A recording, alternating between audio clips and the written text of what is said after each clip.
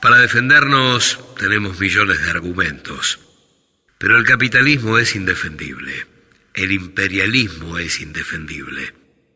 El socialismo, cualesquiera que sean los errores que puedan cometer los hombres, es lo más noble, lo más justo y lo más digno que se pueda llevar a cabo. Firmado Fidel Castro. Y en muchos países de América Latina, por el estilo, mucha gente ni vota. Es que los esclavos y los siervos dicen, ¿para qué voy a votar si voy a seguir igual? Y qué difícil es ponerlos de acuerdo. Eso sí, la influencia de los medios masivos es cada vez mayor y el complejo de obstáculos que tienen que vencer las fuerzas populares son cada vez más difíciles de sobrepasar. Si nosotros hubiéramos sido de barro, si nosotros hubiésemos sido elaborados con clara de huevo, si nosotros hubiésemos sido blandos, ¿qué quedaría de este país? ¿Qué quedaría de esta revolución? Firmado Fidel Castro. Y los gusanos, los privilegiados, los parásitos y los hijos de los parásitos que quieran enarbolar la bandera vergonzosa del crimen y de la traición a la patria, sepan que no se van a enfrentar con señoritos, sepan que se van a enfrentar con hombres. Nosotros, que venimos de atrás, que fuimos conquistados, que fuimos explotados, que fuimos esclavizados a lo largo de la historia, qué ideas maravillosas podemos defender hoy, qué ideas tan justas pueden ser nuestras ideas. Y podemos pensar en términos latinoamericanos y hasta en términos mundiales. Qué lejos han llegado los esclavos. Firmado Fidel Castro. Algunos imperialistas se preguntan ¿por qué ayudamos a los angoleños? ¿Qué intereses tenemos nosotros allí? Ellos están acostumbrados a pensar que cuando un país hace algo es porque está buscando petróleo, o cobre, o diamante, o algún recurso natural. No. Nosotros no buscamos ningún interés material y los imperialistas es lógico que no lo entiendan. Porque se guían por criterios exclusivamente chauvinistas, nacionalistas, egoístas. Estamos cumpliendo un elemental deber internacionalista cuando ayudamos al pueblo de Angola.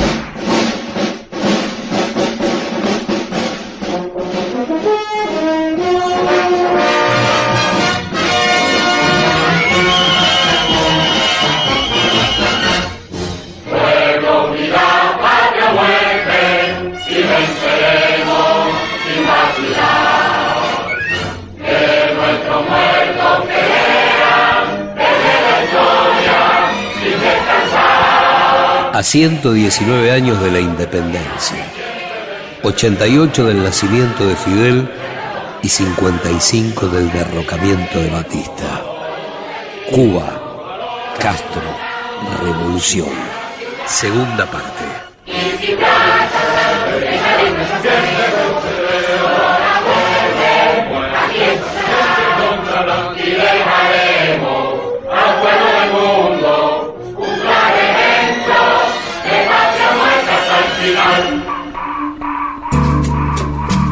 Hay un ser que lo único que hace es recordar.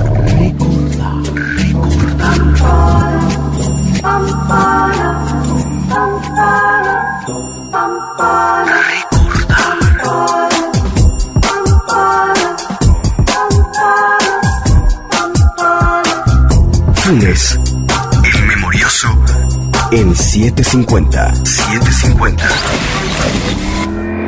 1994. De los muchos saldos positivos que exhibe con orgullo la Revolución Cubana, educación y salud encabezan el histórico listado de Fidel cuando le preguntan por los sueños que se transformaron en realidad.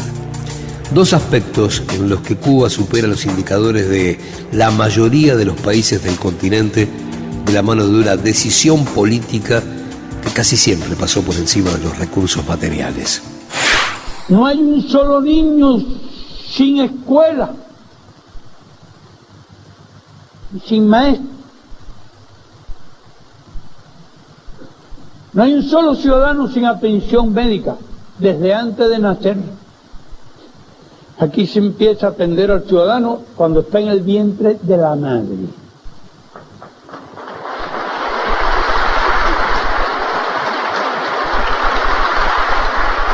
Desde la primera semana de su concepción. Somos el país del mundo de más médicos per cápita, a pesar del periodo especial. El país del mundo, no digo del tercer mundo, del mundo. Por encima de los nórdicos, de los canadienses y de todos aquellos que figuran como en las posiciones cimeras de la salud pública. Somos el país del mundo de más maestros y profesores per cápita.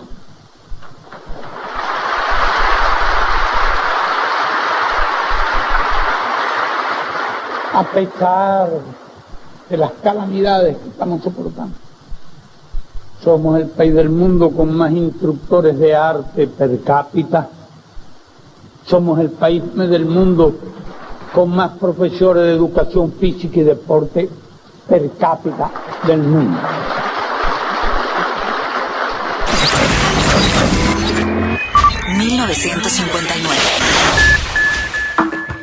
La revolución tenía 5 meses de vida cuando con el primer decreto comenzó la reforma agraria que se profundizó un año después.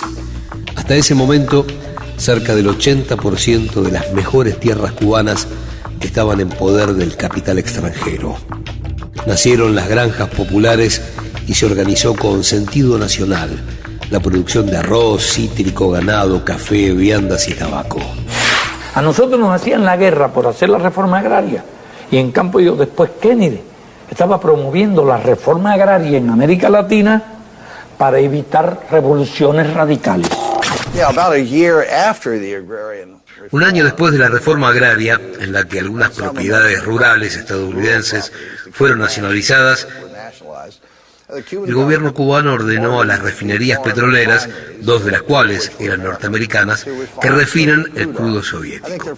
Y en un principio lo iban a hacer, pero el Departamento del Tesoro estadounidense las alentó a desistir, por lo que finalmente se rehusaron a hacerlo. Ellas no refinarían el crudo soviético. Entonces el gobierno cubano nacionalizó esas refinerías. Estados Unidos respondió a eso cortando las compras de azúcar cubano, y Cuba respondió a eso nacionalizando todas las propiedades estadounidenses en Cuba. En octubre de 1960, Estados Unidos impuso el embargo contra Cuba, así que una cosa dio lugar a la otra. Wayne Smith, ex diplomático de Estados Unidos en La Habana. Cuando Fidel lee el decreto más importante de la Revolución Cubana, en su afán de controlarlo todo, la emoción de Fidel es tanta que Fidel enmudece. Antonio Núñez Jiménez, capitán guerrillero. Pierde la voz. Y aquello fue una expectación tremenda porque era ante las cámaras nacionales e internacionales y Fidel mudo delante del micrófono. Y entonces Raúl, inesperadamente, toma el micrófono y continúa leyendo el decreto de expropiación de las grandes compañías norteamericanas en Cuba.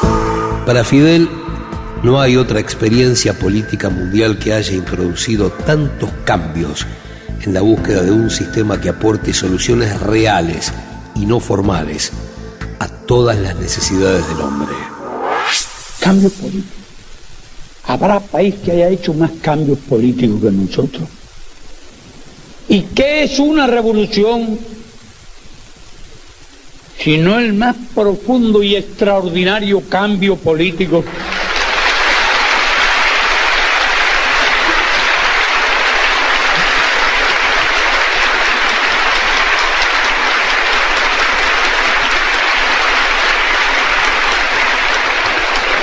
y nosotros hicimos esa revolución hace más de 35 años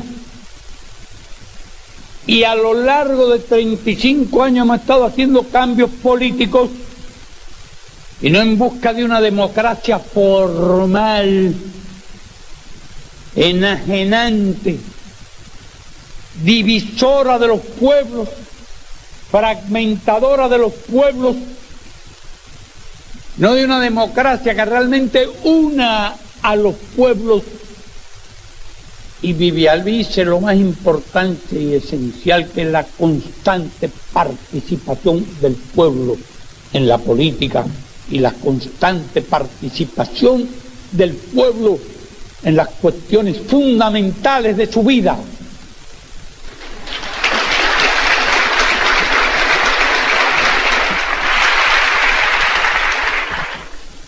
Incluso en periodos recientes hicimos modificaciones a la Constitución al partir del principio de que el pueblo postula y el pueblo elige. No critico a nadie, pero en la mayor parte del mundo, hasta incluso en África, que le están introduciendo junto con el neoliberalismo y el neocolonialismo, todas estas cosas, los sistemas políticos occidentales, gente que nunca oyó hablar de Voltaire, Danton, Juan Jacobo Rousseau, ni oyó hablar de los filósofos de la independencia de Estados Unidos. Y recuérdese bien cómo Bolívar en nuestro hemisferio era tan renuente a la copia mecánica de los sistemas europeos y norteamericanos, y que han conducido a la catástrofe a nuestros países, a la división, a la subordinación, al neocolonialismo. Pero nosotros vemos que se fragmentan en 1000 pedazos las sociedades que tienen que unir su esfuerzo para el desarrollo. Y allá le han prohibido no el multipartidismo, sino el milipartidismo, porque son, o el centipartidismo, cientos y hasta miles de partidos. Y nosotros hemos trabajado, hemos elaborado un sistema propio y nuestro, que no lo copiamos de nadie. Establecimos el principio de quién postula en primer lugar, y postulan los vecinos. Se podrá estar de acuerdo o no, pero es tan respetable como la democracia griega de que tanto se habla, y sin esclavos ni siervos. Porque la democracia griega eran unos pocos que se reunían en la plaza. Tenían que ser tan pocos que en época en que no había micrófonos se reunían todos a hacer una elección.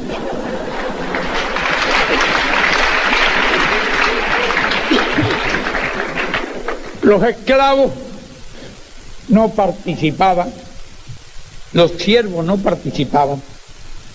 Hoy tampoco. Cuando usted analiza los resultados electorales se topa. Compadre, en Estados Unidos ahora mismo acaban de elegir un nuevo Congreso, donde por cierto hay preocupantes tendencias hacia el conservadurismo y hacia la ultraderecha. Pero son asuntos internos de Estados Unidos, de verdad se lo aseguro, se los juro, que no le hemos puesto a Estados Unidos como condición para normalizar las relaciones, que renuncien a ese sistema. 1986. Después de 16 horas de entrevista, el periodista italiano Gianni Minà publicó un libro que dio la vuelta al mundo con Fidel hablando del Che como nunca lo había hecho hasta ese momento. Después llegaron otros 2 trabajos analizando en detalle el balance histórico de la Revolución Cubana. La historia verdaderamente dirá cuánto cuánto fue positivo lo que hizo Fidel, cuánto fueron sus errores. Cierto mundo moderno tendrá que reflexionar sobre el hecho que este país, una isla del Caribe, porque hay que confrontar la pobreza de Cuba con la miseria del Caribe para entender que algo pasó en esta, que era la más grande isla del Caribe. Los estudiosos tendrán que tener en cuenta, por ejemplo, que Cuba tuvo que soportar el terrorismo antes del 11 de septiembre. 3.500 muertos y 10.000 heridos por los atentados organizados por los grupos anticastristas de Miami, de los varios Luis Posada Garriles, Orlando Bosch, y cumplido en el isla. Y habló nunca de esto, era normal que se organizara todo esto. Murieron más personas que en las 2 Torres Gemelas, y Cuba soportó su 11 de septiembre antes de los Estados Unidos, pero no reaccionó como los Estados Unidos, no declaró guerra a todo el mundo. Y el mundo tendrá que tener en cuenta todo esto. Ningún país de los últimos 100 años tuvo que probar sobre su piel lo que probó Cuba. Pobreza, drogas, juego y prostitución. 4 enemigos de la Revolución Cubana. La revolución liquidó el pordioserismo. La revolución liquidó el juego. La revolución liquidó las drogas. La revolución liquidó la prostitución, sí. Puede haber algunos casos, desgraciadamente, algunas tendencias con motivo de las dificultades económicas y la apertura del país a grandes contactos con el exterior, originan. Y puede haber algunas jineteras, no lo negamos. De vez en cuando por la Quinta Avenida aparece alguna que otra, pero no hay que correr el riesgo de confundir personas decentes con jineteras.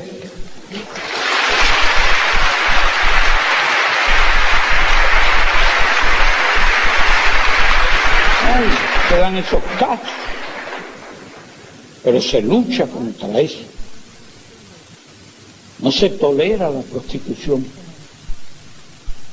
no se legaliza la prostitución.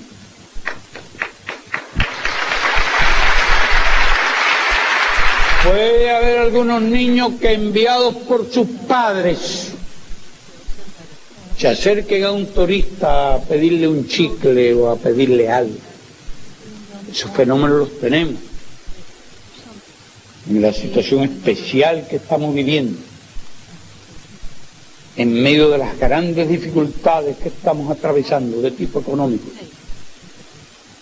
cuando el bloqueo se ha recrudecido.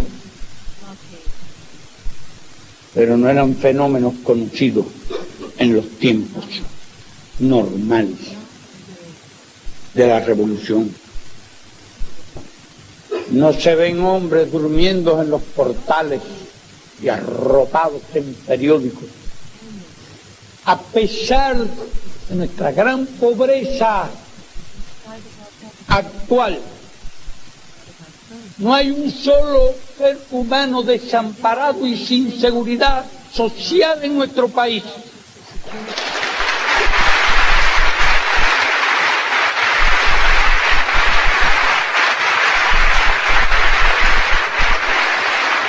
A pesar de nuestra gran pobreza actual, los vicios que vemos todos los días en las sociedades capitalistas, no existen aquí.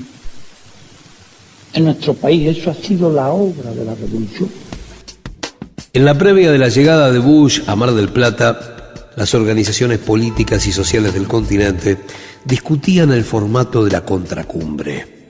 El gobierno de Kirchner tenía apenas 2 años y muchos dudaban del rol que jugaría Argentina ante el ALCA. Fidel fue clave en la organización de esa histórica posición continental que tuvo a Néstor y a Chávez como los grandes protagonistas. Acá había un debate, sobre todo cuando la CTA estaba unificada. Luis Delía en sintonía fina, Radio Nacional. Bueno, se venía el 4 de noviembre, había que hacer la cumbre de presidentes y había buena parte del campo del pueblo que decían que había que hacer la contracumbre de los pueblos contra Bush y contra Kirchner.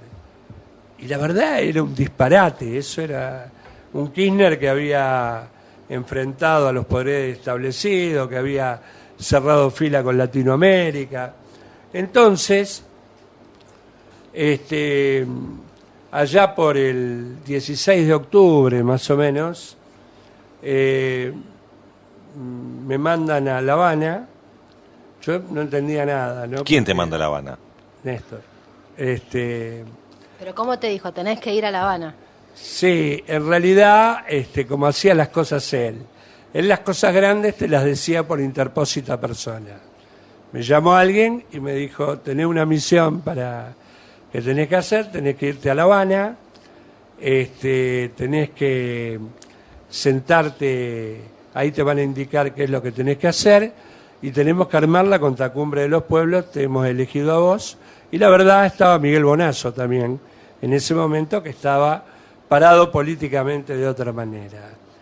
Yo dije, muchachos, yo soy diputado de la provincia de Buenos Aires, pero vivo en La Ferrere, ¿no? Para ir a Córdoba tengo que esperar a cobrar, digo, cosa, viste, yo contesté como Sancho Panza, no como el Quijote, viste.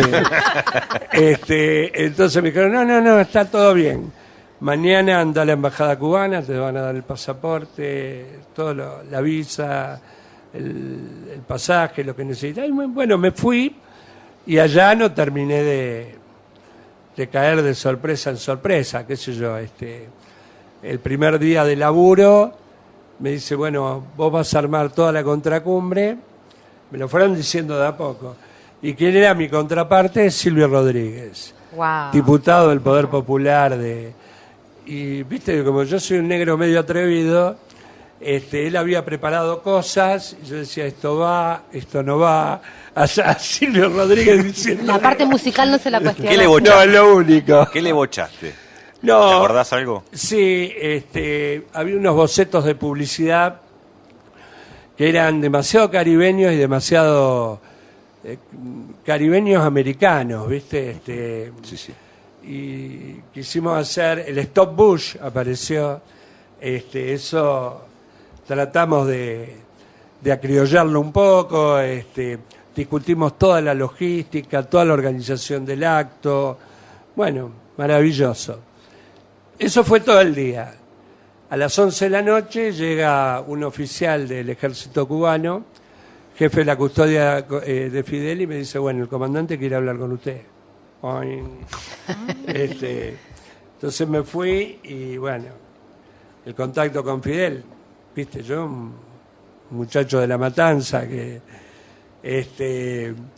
me agarra Fidel y me mató de entrada, porque me puso la mano en el hombro y me dice, y Delía, dice, ¿cómo anda el tambo? Me pregunta por mi barrio.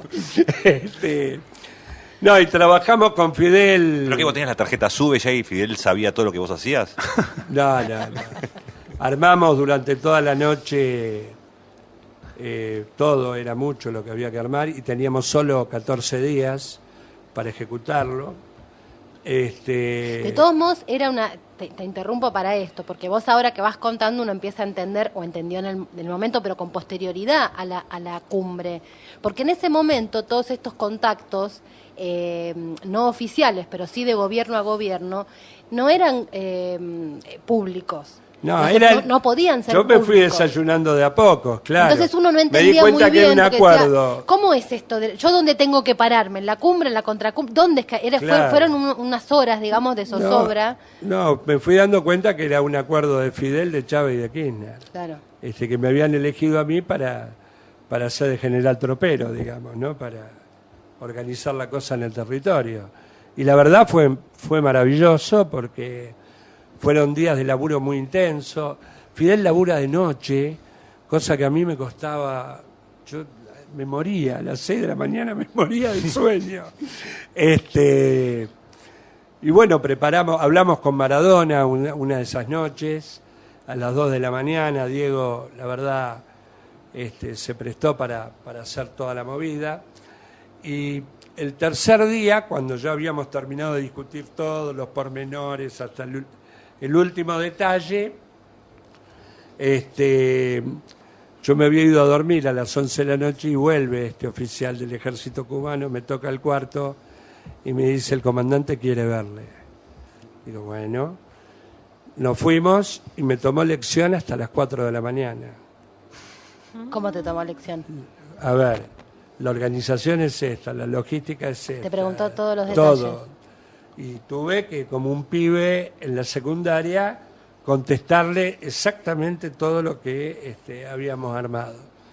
Y la verdad fue maravilloso, ¿no? ¿Y vos sabías en aquel momento, o se charlaba, o estaba pensado, o alguien lo pensó como algo hipotético, aquello que luego contó Chávez en el día del... contó públicamente el tema Vos de hablá.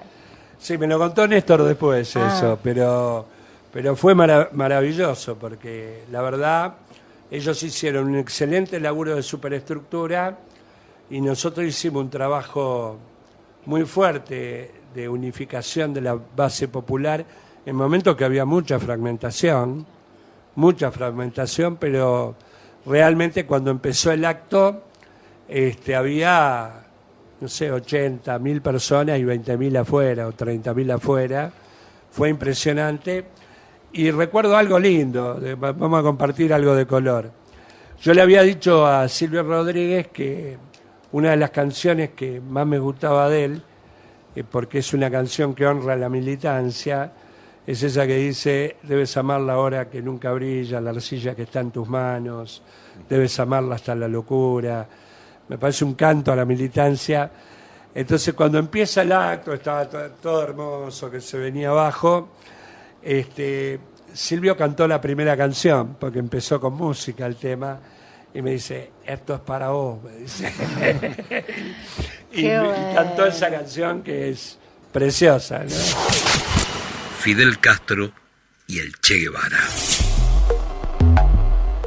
Raúl fue el nexo entre el Che y Fidel. Se conocieron en México en 1954. Guevara había terminado su segundo viaje por América Latina en la Guatemala de Jacobo Arbenz. El golpe de estado de la CIA lo llevó a México y allí tomó contacto con lo que había sucedido en Moncada el 26 de julio de 1953 y fundamentalmente con el proyecto renovado de una revolución armada en la isla.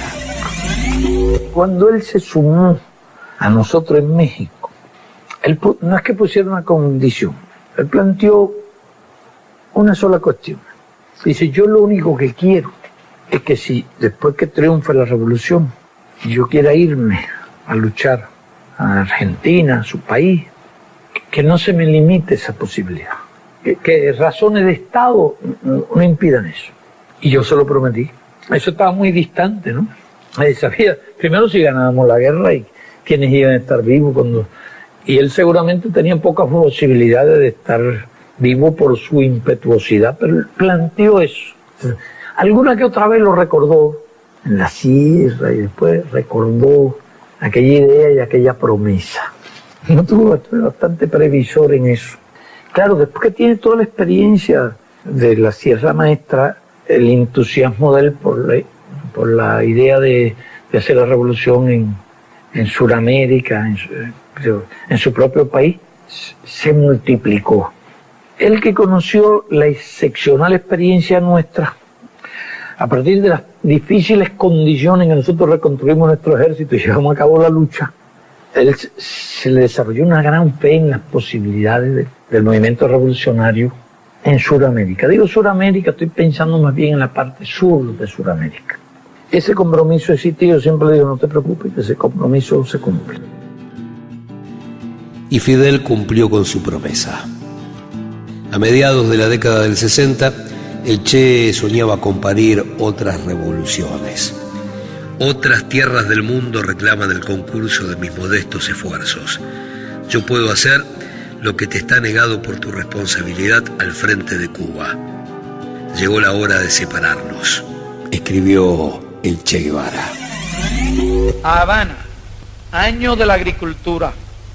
Fidel, me recuerdo en esta hora de muchas cosas, de cuando te conocí en casa de María Antonia, de cuando me propusiste venir, de toda la tensión de los preparativos.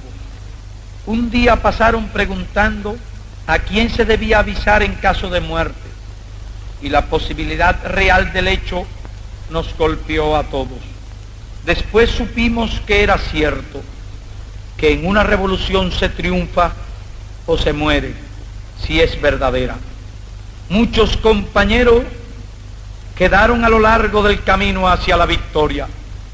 Hoy todo tiene un tono menos dramático porque somos más maduros, pero el hecho se repite. Siento que he cumplido la parte de mi deber que me ataba a la revolución cubana en su territorio y me despido de ti, de los compañeros, de tu pueblo, que es ya mío. Hago formal renuncia de mis cargos en la dirección del partido, de mi puesto de ministro, de mi grado de comandante, de mi condición de cubano. Nada legal me ata a Cuba, solo lazos de otra clase que no se pueden romper como los nombramientos. Haciendo un recuento de mi vida pasada, creo haber trabajado con suficiente honradez y dedicación para consolidar el triunfo revolucionario. Mi única falta de alguna gravedad es no haber confiado más en ti desde los primeros momentos de la Sierra Maestra y no haber comprendido con suficiente celeridad tus cualidades de conductor y de revolucionario. He vivido días magníficos y sentí a tu lado el orgullo de pertenecer a nuestro pueblo en los días luminosos y tristes de la crisis del Caribe. Pocas veces brilló más alto un estadista que en esos días. Me enorgullezco también de haberte seguido sin vacilaciones, identificado con tu manera de pensar y de ver y apreciar los peligros y los principios. Otras tierras del mundo reclaman el concurso de mis modestos esfuerzos. Yo puedo hacer lo que te está negado por tu responsabilidad al frente de Cuba, y llegó la hora de separarnos. Sépase que lo hago con una mezcla de alegría y dolor. Aquí dejo lo más puro de mis esperanzas de constructor y lo más querido entre mis seres queridos. Y dejo un pueblo que me admitió como un hijo. Eso lacera una parte de mi espíritu. En los nuevos campos de batalla llevaré la fe que me inculcaste, el espíritu revolucionario de mi pueblo, la sensación de cumplir con el más sagrado de los deberes, luchar contra el imperialismo donde quiera que esté. Esto reconforta y cura con creces cualquier desgarradura. Digo una vez más que libero a Cuba de cualquier responsabilidad, salvo la que emane de su ejemplo, que si me llega la hora definitiva bajo otros cielos, mi último pensamiento será para este pueblo y especialmente para ti. Te doy las gracias por tus enseñanzas y tu ejemplo, y que trataré de ser fiel hasta las últimas consecuencias de mis actos. Que he estado identificado siempre con la política exterior de nuestra revolución y lo sigo estando. Que en donde quiera que me pare, sentiré la responsabilidad de ser revolucionario cubano y como tal actuaré. Que no dejo a mis hijos ni mujer nada material y no me apena.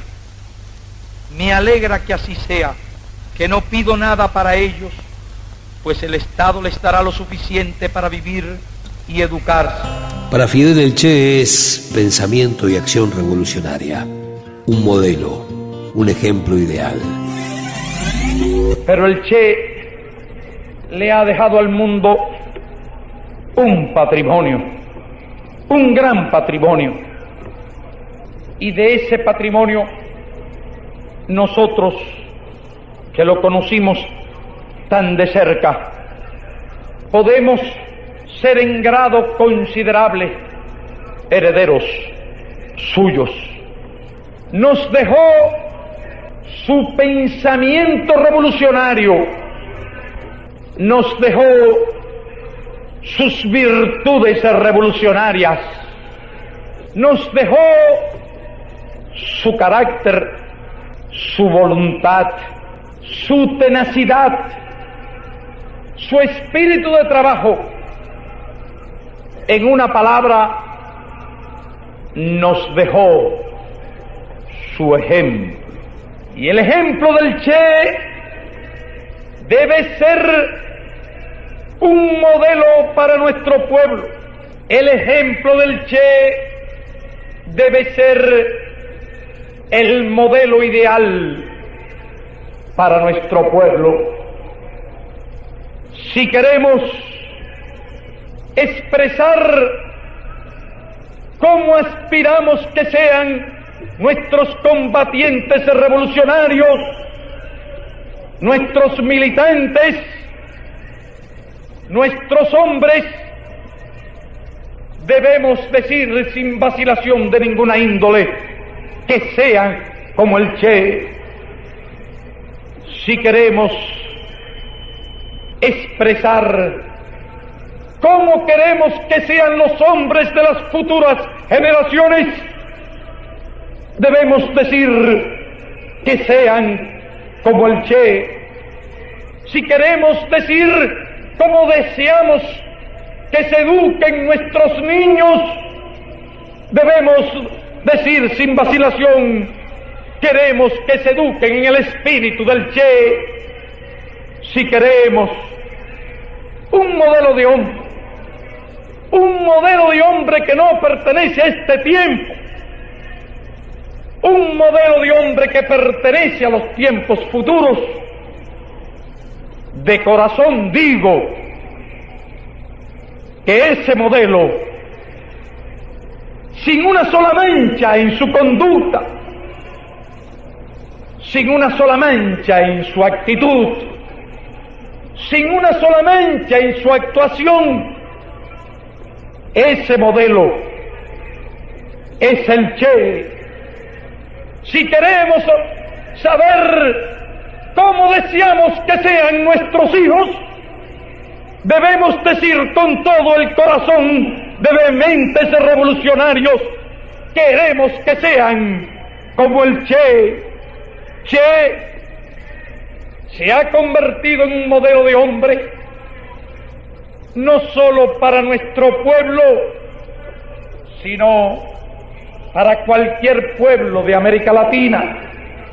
Che llevó a su más alta expresión el estoicismo revolucionario, el espíritu de sacrificio revolucionario, la combatividad del revolucionario, el espíritu de trabajo del revolucionario.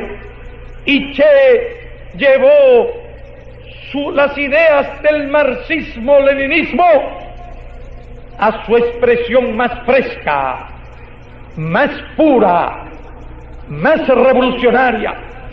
Ningún hombre como él en estos tiempos ha llevado a su nivel más alto el espíritu internacionalista proletario.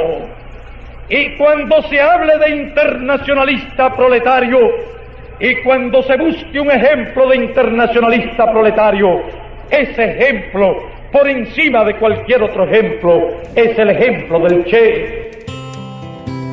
En 1997, los restos del Che llegaron a Cuba. 30 años después de su muerte, los recibió en La Habana su viejo compañero.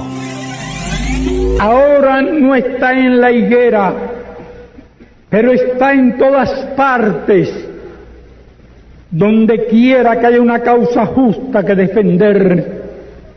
Che está librando y ganando más batallas que nunca. Gracias, Che, por tu historia, tu vida y tu ejemplo. Gracias por venir a reforzarnos en esta difícil lucha que estamos librando hoy para salvar las ideas por las cuales tanto luchaste, para salvar la revolución, la patria y las conquistas del socialismo, que es parte realizada de los grandes sueños que albergaste. Para llevar a cabo esta enorme proeza, para derrotar los planes imperialistas contra Cuba, para resistir el bloqueo, para alcanzar la victoria, contamos contigo. Como ves, esta tierra que es tu tierra, este pueblo que es tu pueblo, esta revolución que es tu revolución, siguen enarbolando con honor y orgullo las banderas del socialismo. Bienvenidos, compañeros heroicos del destacamento de refuerzo. Las trincheras de ideas y de justicia que ustedes defenderán junto a nuestro pueblo, el enemigo no podrá conquistarlas jamás. Para el escritor chileno Volodya Teitelboim, en el proyecto revolucionario de Castro fue clave el rol de José Martí. Fidel Castro es un hombre sencillo, digamos, y complejo también, porque mezcla su vida práctica también al coraje histórico. Fue un estudiante que junto con otros ya a fines de la primera mitad del siglo XX insurgió contra la dictadura. La dictadura real, la dictadura de un general de ejército que fue originalmente un sargento cuando dio el primer golpe en Cuba y después siguió dándolo y ascendiéndose. Este joven estudiante decidió cortar con los golpes de Estado militar y siguió por el principio que había establecido su maestro de ideas, de sueño, que es Martí. Allí él supo que estaba destinado a la libertad y lo hizo. Yo creo que no hay un hombre en América Latina, no sé si en otro continente, que haya realizado una obra por sí mismo tan completa. Primero, concebir la lucha por la libertad siendo estudiante, lanzarse al asalto del cuartel Moncada, que es una aventura loca como pretender, no sé, conquistar el cielo, una cosa, o destruir de un golpe la dictadura. Allí mueren muchos compañeros y él mismo es apresado en la isla de Pinos. Y allí en el juicio que le siguen dice: la historia me absolverá. Y el mentor, el inspirador de este hecho se llama José Martí. 2003. 26 de mayo, La última visita de Fidel a Buenos Aires dejó un detallado diagnóstico del planeta futuro. Lo hizo en aquel histórico discurso en las escalinatas de la Facultad de Derecho.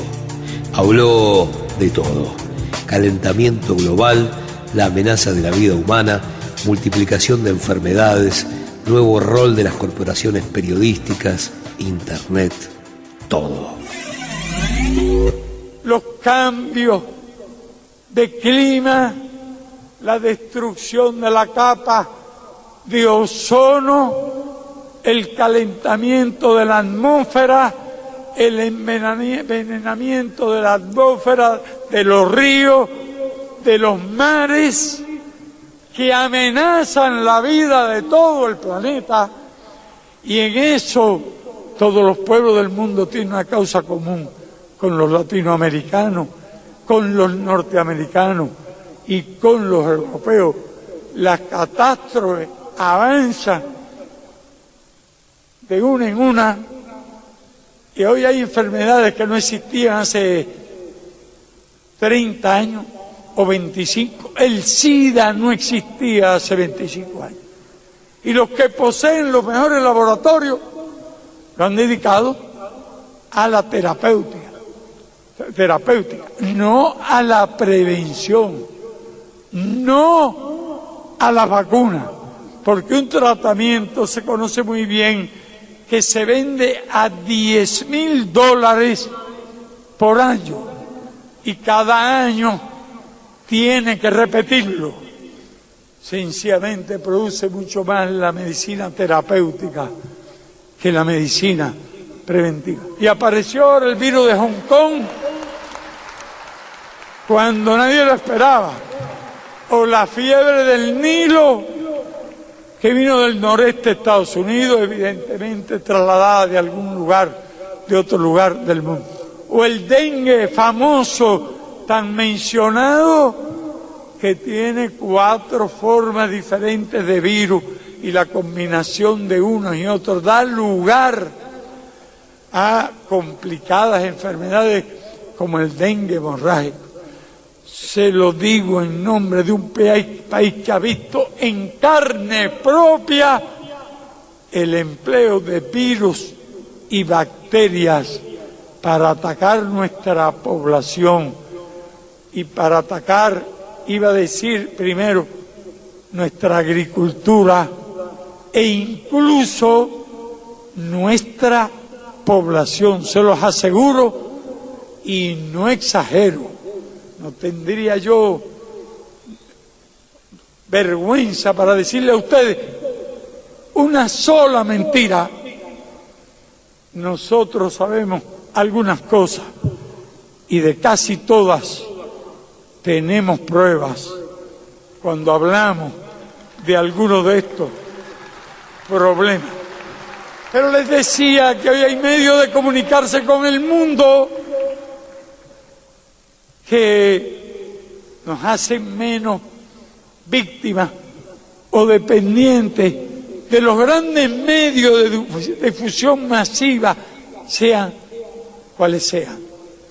Porque hoy, teniendo direcciones y teniendo ese equipo de internet en el mundo, todos los que tienen un sueño, una aspiración, una causa que les quita la tranquilidad, y pensando fundamentalmente no en ellos, sino en sus hijos, harán causa común, sean de países desarrollados o sean de países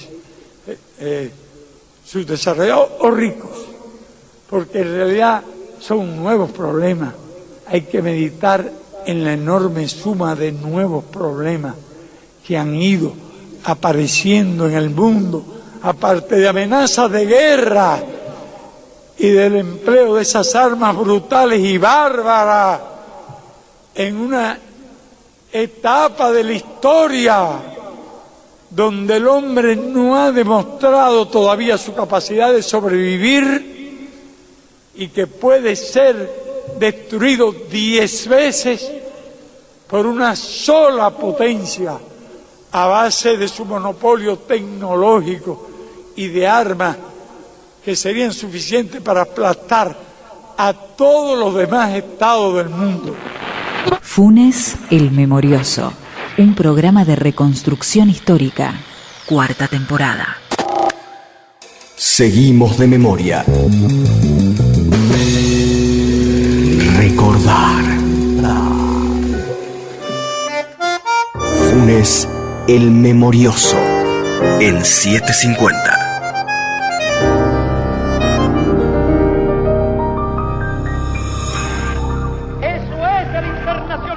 Cuba, Castro, Revolución. Segunda parte. Para Fidel, los sistemas políticos no se pueden exportar. Responden a la idiosincrasia de los pueblos y a una decisión soberana. El derecho del país a establecer las normas, el sistema económico, político, social que estime pertinente en el mundo. Es imposible otra cosa, es absurdo otra cosa, es loca cualquier otra pretensión, y estos locos andan pretendiendo que todo el mundo haga exactamente igualito que ellos, y lo de ellos no nos gusta.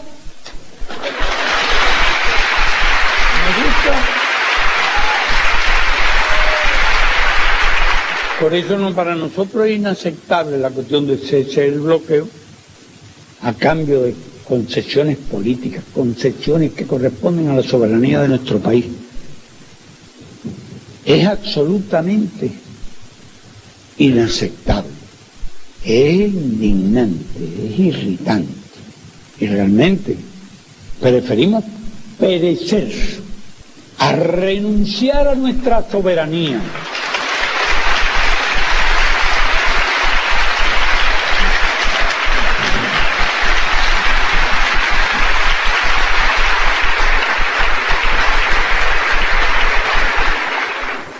Nosotros teníamos el bloqueo hace muchos años,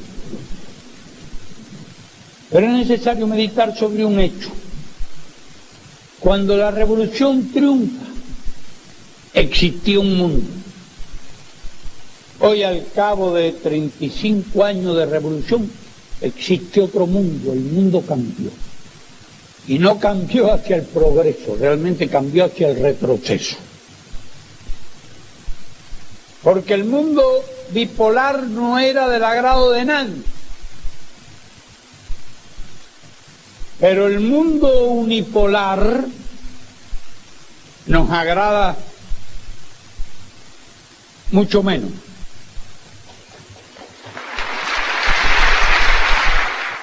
Nosotros comprendemos lo que significaría para todas las fuerzas progresistas, todas las fuerzas revolucionarias, todas las fuerzas amantes de la paz y de la justicia en el mundo, que el imperialismo lograra aplastar la revolución cubana. Y por eso consideramos nuestro deber más elemental y nuestro deber más sagrado con ustedes, defender la revolución aún al costo de la vida. Gracias.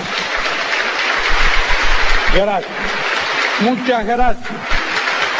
Infinitas gracias. Y permítanme exclamar una vez más: socialismo o muerte, patria o muerte, venceremos. ¡Viva la solidaridad!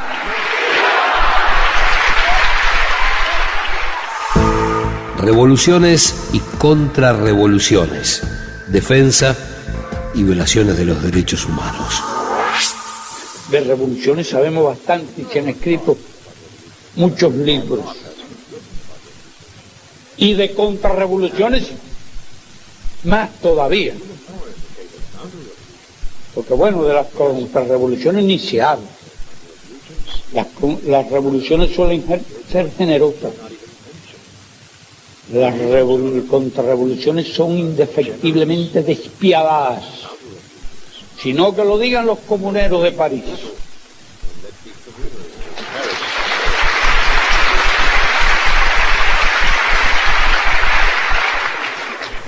En el caso de Cuba no se ha dado una sola excepción. No existe en la historia de la revolución un solo caso de torturado, sin esas palabras, un solo caso de asesinato político, un solo caso de desaparecido. No existen en nuestro país los llamados escuadrones de la muerte que proliferan como hongos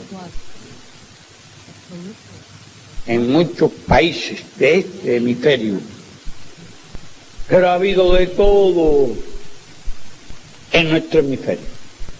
¿Y por qué no se menciona Estados Unidos? Donde hombres como Luther King, por ejemplo, fueron brutalmente asesinados por defender los derechos civiles. Otros muchos. Un país donde se aplica la pena de muerte a negros y a hispanos.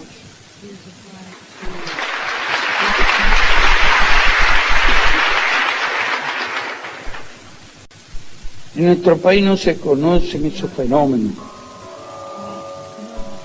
que vemos en otros, de niños asesinados en las calles. Su devoción por la palabra, su poder de seducción. Va a buscar los problemas donde estén. Los ímpetus de la inspiración son propios de su estilo. Los libros reflejan muy bien la amplitud de sus gustos. Dejó de fumar para tener la autoridad moral para combatir el tabaquismo. Le gusta preparar las recetas de cocina con una especie de fervor científico. El mayor estímulo de su vida es la emoción al riesgo. La tribuna de improvisador parece ser su medio ecológico perfecto. Empieza siempre con voz casi inaudible, con un rumbo incierto, pero aprovecha cualquier destello para ir ganando terreno, palmo a palmo, hasta que da una especie de gran zarpazo y se apodera de la audiencia. Es la inspiración, el estado de gracia irresistible y deslumbrante que solo niegan quienes no han tenido la gloria de vivirlo. El cierre se lo dejamos a Gabriel García Márquez, de El Fidel Castro que yo conozco. Funes en 750. Guión y relatos Gustavo Campana. Grabaciones Juan Derbencis. Edición y postproducción Gustavo Eymon. Locución Valeria Delgado.